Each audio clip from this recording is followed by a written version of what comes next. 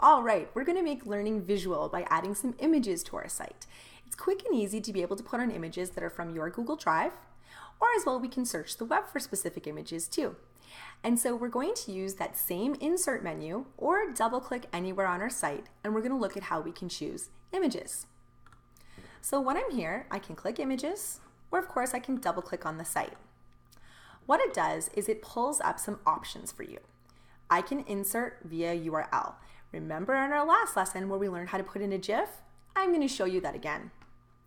You can also search for an image, Creative Commons copyright-free images, and of course you can look in your Google Drive, and God bless whoever found recent, because it's going to look at those images that I've recently been working on. So now I'm going to put some images on the page. This allows me to select the one image at a time. So I'm going to go ahead and I'm going to search for some addition. I can find the image that I want students to be able to see, and I can select it. It will put it on my page. Let's try it with some more images. When I want to continue to add more images, again, when I'm within this section, I can double click and add more images, and it'll put more in this section.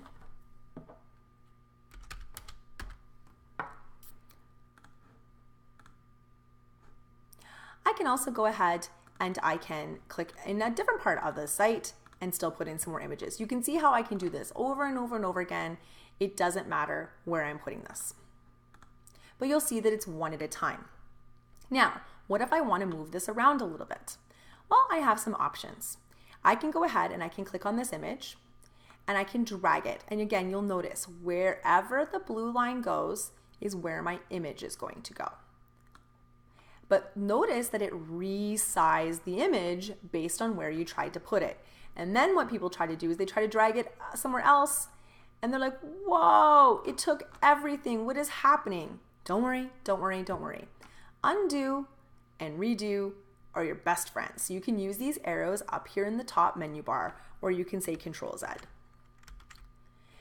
What I can do is I can help control that by simply knowing wherever I put it, whatever section I put it in, it's going to take on those properties. So if I want to be able to put this here and not have it be completely resized, instead of putting it underneath that big, maybe I'm going to put it to the side. And you'll see that it'll readjust it based on where I've put it. Same with this logo. Whoa, see how it's all attached? Again, it's connected this text with this image. So if I want, I can go ahead and just click on the image itself, and now I can redrag it again to try to fit somewhere else that isn't so giant. Keep in mind, keep checking back to that preview window to say, what is this actually going to look like once I hit publish? Now sometimes we also see that our images will get cropped based on where we put them. And so if I want to put my image here, a couple of things I can do is I can crop. It's a scaled crop. So if I slide and adjust it, it's going to crop it to that size. If my image gets cropped and I don't want it to be cropped like that anymore, so for example, if I put this one up here beside it, what I can do is click on the image again and I can uncrop it. It will take away any of the cropping and try to fit it into the section you've put it in. We can also allow our images to be links. So I could have this image be a link that will perhaps take you to another page. So that's the easy way to be able to look at some images. Now note that just like we could put some geeky images from our banners, we can still do GIFs on this site as well. So just like last time, I went and I did a search for some animal life cycles, and I found this great one of the life cycle of a butterfly.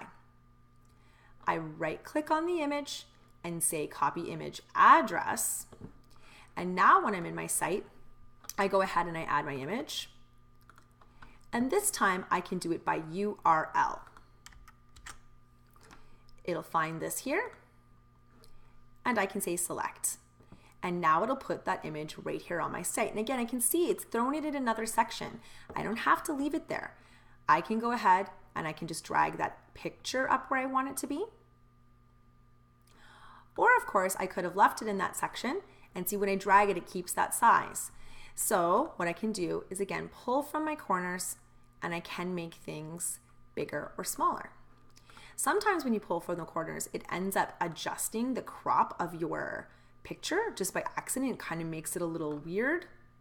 Remember, uncrop is your friend so that it'll adjust your size without cutting anything off.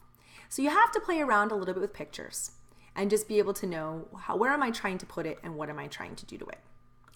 The last thing for pictures is there's 3 little dots here whenever I'm editing, and that means our more editing options. I can go ahead and I can replace an image. I can also add a caption to this image.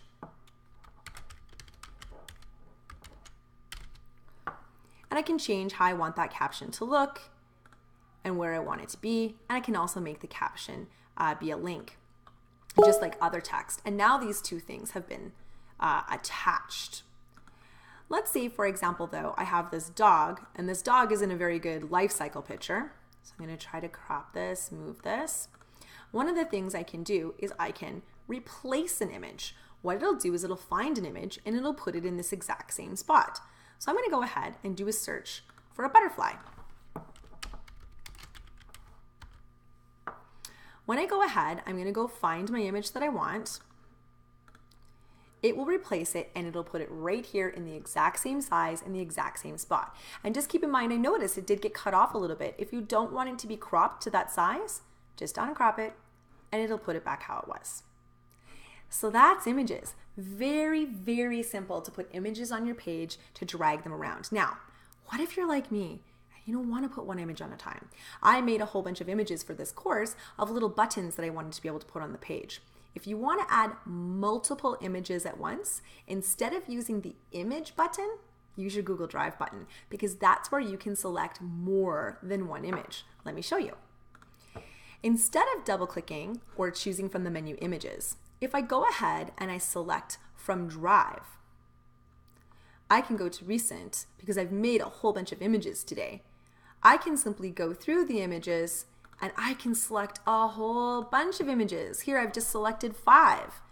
And I can go ahead and I can say insert and it will put them all on the page. If you don't want this many selected, just unselect the ones you don't want to go on. Insert. And now it's put on all of these images. I can now go ahead and drag them around and put them where I want and resize it. If something's cropped, uncrop it. And so you'll just see how we can stack and we can create these different images and create beautiful sites. This one's getting a little busy, but this is how I can have so many different images on my page for kids to be able to use. And so that's what I did for you. I created these images and I made them buttons so that you could get from lesson to lesson. So give it a try. Try playing around with images. If you are interested in those customized buttons that you just saw in this lesson, skip ahead a few lessons and you're going to see how you can design custom buttons and banners.